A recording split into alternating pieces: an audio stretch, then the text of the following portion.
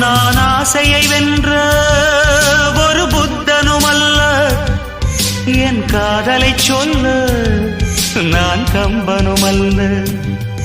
உன் காது கடித்தேன் நான் கனவினில் மெல்ல, இன்று கட்டி அணைத்தேன் இது கற்பனை அல்ல. அடிமனம்